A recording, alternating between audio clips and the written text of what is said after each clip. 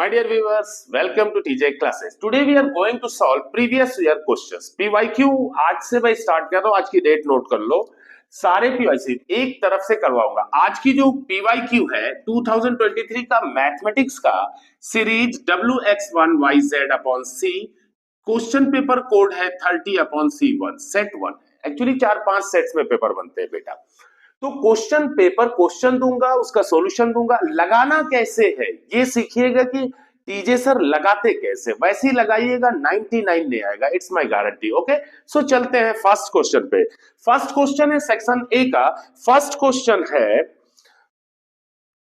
the value of k for which the equation, please listen carefully, okay, the value of k, first question है the value of k for which the equation 4x square plus kx plus 9 equal to 0, 4x square plus kx plus 9 equal to 0 has real and equal roots। इसके चार options दिए हैं, a है plus minus 11, b है plus minus 12, c है plus minus 6 and d है plus माइनस 3। ठीक, तो क्वेश्चन है for which value of k the given equation has real and equal roots. मैंने आपको बताया था ना, रियल एंड इक्वल रूट्स के लिए क्या होना चाहिए, discriminant greater than or equal to 0, real and equal. For solution हो जाएगा for real and equal roots. ऐसे ही लगाइएगा, एग्जाम में बता दे रहा हूं, नहीं तो लो हो जाएगी, बता दे रहा हूं, देख लो ध्यान से। Real and equal roots, real and equal roots के लिए discriminant is greater than or equal to 0, equal to 0 है तो भी रियल, ग्रेटर देन है तो भी 0, क्योंकि दोनों कंडीशन बोल रहा है तो हम ये बोलेंगे greater than or equal to 0। Discriminant का फार्मूला क्या है, b square minus 4ac is greater than or equal to 0, so b square is greater than or equal to, transpose कर दो 4ac। बी की वैल्यू क्या है के square is greater than or equal to 4 into a कितना है 4 into सी कितना है 9, तो ये होगा के square is greater then this implies that. बस यहीं से प्रोडक्ट करने की कोई जरूरत नहीं, याद रखना टीजे ने कहा तब तक प्रोडक्ट नहीं करेंगे जब तक लगे ना कि अब इसके बाद कुछ नहीं होगा। Okay, remember, so k is greater than or equal to, taking square root on both sides, square root of 4 into 9, k is greater than or equal to, याद रखना स्क्वायर रूट है तो पॉजिटिव नेगेटिव दोनों value आएगी। अब 4 का square root 2 बाहर, फिर 4 का स्क्वायर रूट 2 बाहर, परफेक्ट 9 स्क्वायर, परफेक्ट स्क्वायर है तो 3 आया, तो k is greater than or equal to क्या आ गया 2 2 जा 4 3 जा 12। So which option should be correct, b. लेकिन याद रखना यहाँ पे बोर्ड को एक चीज और देना चाहिए था, greater than or equal to plus, लेकिन greater than or equal to नहीं लगाया है, इट मींस उसने सिर्फ इक्वल टू की पोजीशन में आंसर ढूंढना शुरू किया, तो for that option b. Okay, जाओ the next question. Now the next question is Now the next question is that the distance of the point 47 from the x-axis. अब question है second, the distance of point 47 from क्या कह रहा है x-axis। अब एक बात बताओ, डिस्टेंस फार्मूला ऐसे तो बहुत याद किया था, इसमें कहां लगाओगे, तो distance from the x-axis no problem, TJ ने कहा था ग्राफ ड्रा कर दो, x-axis y-axis ग्राफ ड्रा करो 4 7, तो यहां से गए ओरिजिन से 1 2 3 4 7, पॉजिटिव है ऊपर 1 2 3 4 5 6 7। अब बताओ ये जो परपेंडिकुलर डिस्टेंस है एक्स एक्सिस से वो कितना unit I, 7 unit. So which option, इसमें चार ऑप्शंस दिए हैं, ए 7 यूनिट, बी दिया है 5 यूनिट और सी दिया है आपके 4 यूनिट एंड डी दिया है 10 unit. So which option should be correct, 7 unit, option A. Okay, now we will come on the next third question of section A. The third question is what, the question is given in a family of 2 children. How many children are there in the family, 2? In a family of 2 children, the probability having at least 1 girl is, अब बताओ 2 children है, बहुत अच्छा question है बेटा, तो at least 1 girl होने की प्रोबेबिलिटी क्या होगी, 1 गर्ल होने की प्रोबेबिलिटी क्या होगी। ऑप्शन दिया है ए 1/2, बी दिया है 2/5, सी दिया है 3/4 और 4 डी दिया है 1/4। याद रखना टीजे ने कहा था ये कोई नॉर्मल क्वेश्चन नहीं, बहुत अच्छा क्वेश्चन है। 2 है ना तो इनकी 4 सिंपल स्पेस बनेंगे, दो चाइल्ड है, कितने चाइल्ड हैं? सॉल्यूशन हो जाएगा, याद रखना, बिना सॉल्यूशन के गैस मत मारना 10 20 30 40 50 ये सही है, बस कैसे सही है, आना क्वेश्चन पे देखते हैं। टू चाइल्ड है, कितने चाइल्ड है? Two child. तो टू चाइल्ड में क्या हो सकते हैं? दोनों गर्ल एक बॉय, उसके बाद ये हो सकता है कि एक बॉय एक गर्ल या दोनों बॉय। अब एटलीस्ट वन गर्ल चाइल्ड होने की, इसमें एटलीस्ट वन गर्ल है, इसमें एटलीस्ट दोनों है, तब भी एटलीस्ट वन गर्ल है, यानी what should be the probability of at least one girl is equal to maximum कितने होगा?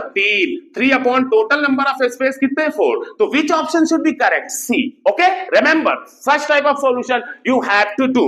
And the next one problem is that question number 4, मैं यहां कर दे रहा हूं, देखते रहना, समझ में आएगा, नो प्रॉब्लम। क्वेश्चन नंबर 4 है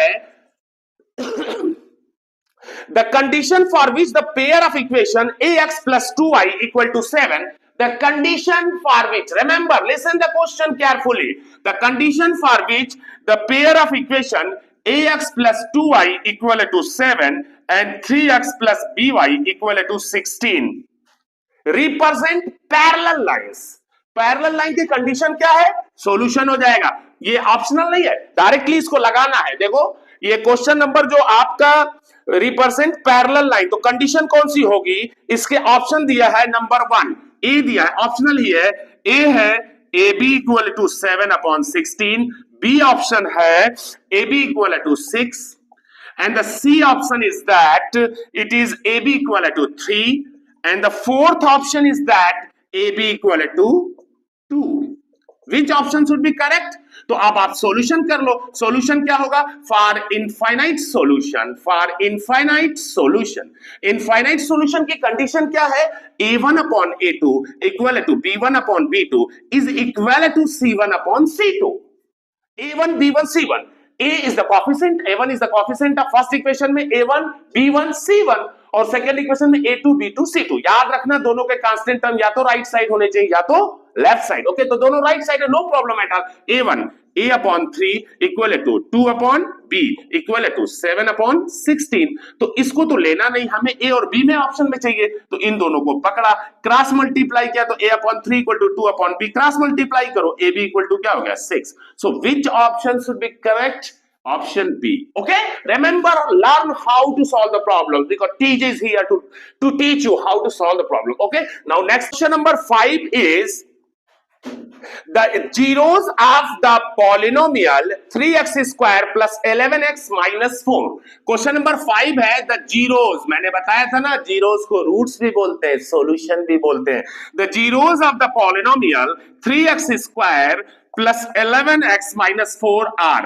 अब इसके जीरोस क्या हो सकते हैं? भैया ये तो क्वाड्रेटिक इक्वेशन है ना, क्वाड्रेटिक इक्वेशन है तो उठा के खप से सॉल्व कर दो, सॉल्यूशन क्या हो जाएगा? अब इसके मैं ऑप्शन दे देता हूं, ऑप्शन दिया इसने 4 ऑप्शंस दिए हैं। ऑप्शन ए है 1/2 माइनस 4, ए क्या है? 1/2 कामा माइनस 4। बी ऑप्शन आपका है -1 8, सी ऑप्शन आपका है वन अपॉन 3 माइनस 4 और डी ऑप्शन आपका है, डी ऑप्शन दिया है 1/3 और 4। कौन सा ऑप्शन करेक्ट होगा और चेक कर लेते हैं ना। सबसे अच्छा 3x square plus 11x minus 4, इसके जीरोस पता करना ना, तो फुलिश को इक्वल टू क्या पुट कर दो? 0। आओ घप से लगाते हैं, 4 3 12, 4 3 12, तो 4 3 12, 12 के फैक्टर्स क्या हो सकते हैं? 12 into 1 या 3 into 4, इनको जोड़ोगे तो 11 तो आना ही नहीं है यार, इनको ले लो ना, पकड़ो ना, आओ पकड़ो। तो 3x square plus 12x minus x minus 4 equal to क्या हो गया? 0। ये प्लस 12x माइनस x ले लिया, इन दोनों में 3x कॉमन लिया, x प्लस 4, इन दोनों में -1 कॉमन ले लिया, क्या हो जाएगा? x plus 4 equal to 0। एक कॉमन फैक्टर हो गया x प्लस 4, दूसरा factor 3x minus 1 equal to 0। दोनों को अलग अलग 0 पुट कर दो, x plus 4 equal to 0, x equal to -4 और 3x minus 1 equal to 0, 3x equal to 1, this implies that x equal to 1/3। So what should be the zeros?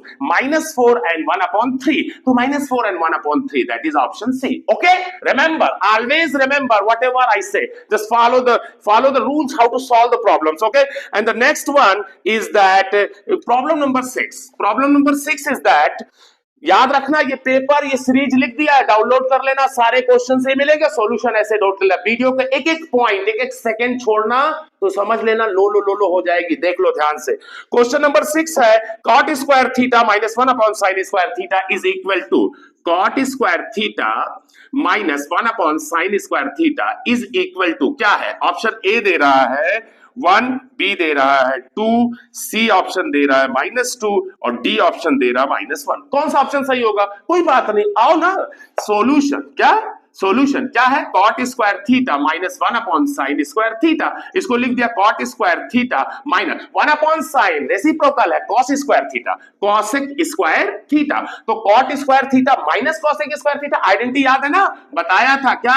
1 + cot² theta equal to cosec² theta, और हमको क्या चाहिए? cot² minus, इसको transpose करो, cot² theta इधर था ही, इसको लाओ माइनस cosec² थीटा, लेकिन इसको जब उधर ले जाओगे तो क्या हो जाएगा? -1, यानी इस आइडेंटिटी की वैल्यू क्या हुई? -1. So which option should be correct? D. Okay, remember. Now move on the 7th question. Okay, now come on the question number 7. Question number 7 is that the coordinate of the points A where AB is the diameter of the circle whose center is falane and the coordinate of B is falane, then what should be the? अब चूंकि एक circle है, इसका diameter draw कर दिया, diameter कह रहा है AB है, इसके सेंटर का कोऑर्डिनेट दिया है 3 -2, 3 और -2, and the coordinate of B is 7, 4. So which option should be correct? Options देख लो my dear student. A है -1, -8, B option है -1, 8, and the C option is that 1, 8, and the D option is that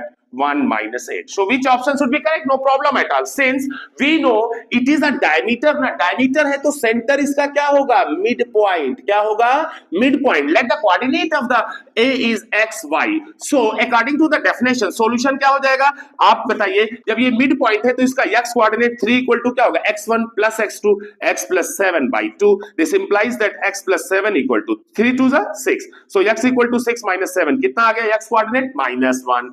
अब y के लिए क्या होगा? y coordinate इसका कितना है मिड पॉइंट का? -2, सेंटर ही मिड पॉइंट है। -2 इक्वल टू y1 + y2 यानी y + 4/2, तो y + 4 equal to -4. So y equal to -4 transpose करो, -4 -8 आ गया। So what should be the coordinate of A? -1 -8. So which option should be correct? A. Okay, now move to question number 8. Question number 8 पे आएंगे ना, याद रखना, अगर सारे solutions देख लिए एंड हाउ टू सॉल्व, सबसे इंपॉर्टेंट होता है ना how to become skilled in solving the problems, how to become skilled in solving the problem. नहीं तो आता तो सबको है, लिखो इतिहास, मिलेगा नंबर, बाद में नहीं सर क्या करें, करें क्या? हाँ ना, दिखाता हूं कैसे। क्वेश्चन नंबर 8 पे आओ। क्वेश्चन नंबर 8 है if x, 2x + 9, 4x + 3 are 3 consecutive terms of an AP. क्या कह रहा है? x 2x + 9, x 4x + 3 are 3 consecutive क्रम से आने वाले टर्म्स है। किसके? किसी AP के। तो कह रहा then the value of x will be, then the value of x will be, option A दिया है 3, बी दिया है 10 और सी दिया है 13 और डी दिया है 15। तो which option should be correct? My dear students, since in case of AP if there are consecutive terms then the common difference should be constant. तो कॉमन डिफरेंस के लिए क्या करते हैं? प्रीसीडिंग से सक्सीडिंग से प्रीसीडिंग घटा देते हैं। Since D remains constant, D remains constant, अगर कांस्टेंट है तो निकाल लो d1 इक्वल टू क्या होगा? d2। d1 के लिए सेकंड माइनस फर्स्ट कर दो, 2x + 9 - x equal to d2 के लिए थर्ड माइनस सेकंड कर दो, 4x + 3 और माइनस ये चूंकि बाइनोमियल है एक बार ब्रैकेट में लिख लो, थोड़ा इज्जत बढ़ जाती है सॉल्यूशन की, और कुछ नहीं है, डायरेक्टली लिखते तो भी सही था, लेकिन नहीं, थोड़ा इज्जत बढ़ाओ ना यार, क्वेश्चन है। अच्छा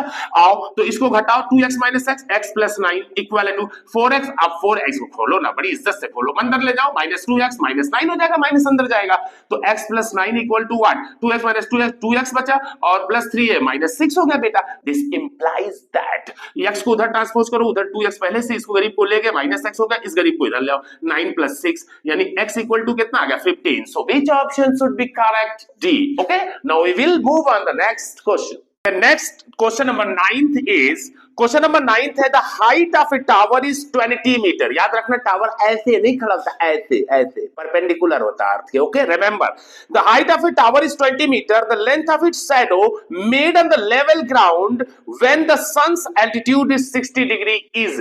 कह रहा है कि अगर एक टावर है जिसकी लेंथ कितना, हाइट टावर की कितना है 20 मीटर, तो अर्थ के तो परपेंडिकुलर होगा, और यहाँ पे सन है तो इसकी शैडो बनेगी। सपोज किया ये इसकी शैडो ए बी टावर है और बीसी इसकी क्या है, शैडो, ये शैडो बन रही है, और इस टाइम एंगल ऑफ एलिवेशन जो सन का है वो कितना है 60 डिग्री। तो what should be the length of the shadow? Option दिया है ए 20/√3 metre, B is 20/3 meter, and option C is 20√3 meter, and option D is 20 meter. So which option should be correct? No problem my dear student, आओ ना, ये पोल है, ये right angle triangle बना, suppose कि इसके साइडों की लेंथ क्या है x, तो हमको ठीक एंगल के ठीक सामने क्या है परपेंडिकुलर, ये हो गई बेस, हमको बेस और परपेंडिकुलर में रिलेशनशिप tan पकड़ो ना, सॉल्यूशन हो गया क्या, tan 60 डिग्री इक्वल टू क्या होगा, परपेंडिकुलर अपॉन बेस 20/x, ये किसकी वैल्यू कितना होती है √3 = 20/x, क्रॉस मल्टीप्लाई कर दो √3x = 20, so x = 20/√3 metre, okay, length है metre, so which option should be correct? A, okay, so now next move on the question number 10. The question number 10 is that in the given figure, एक figure दिया है, जरा देख लो, figure देखने में तो बहुत बड़ा लग रहा है लेकिन इसकी हैसियत इतनी बड़ी है, बचकाना क्वेश्चन है, याद रखना। आओ, in the given figure DE is parallel to BC, ये DE है, ये DE गिवन है, पैरेलल है, याद रखना, एरो बना लेना, कह देना टीजे ने कहा था। अच्छा, DE is parallel to BC and all measurements are given in the centimeters, यानी जो भी मेजरमेंट दिया है, ये लिखा है 3, ये लिखा है 4, तो ये सब सेंटीमीटर मान के चलेंगे। अच्छा, ये सब दिया है, अब कह रहा है the length of AE is, तो AE की लेंथ क्या होगी, मान लिया x है। अब एक बात बताओ, आपने पढ़ा था ना BPT, basic proportionality theorem, basic proportionality theorem क्या कहती है, if a line is drawn parallel to one side of the triangle which intersect at the two sides at distinct points, then they should be divided in the equal ratio. Okay, so what should be the solution? अब चूंकि इसका option बता दूं ना तो मजा ज्यादा आएगा यार, भूल गया था।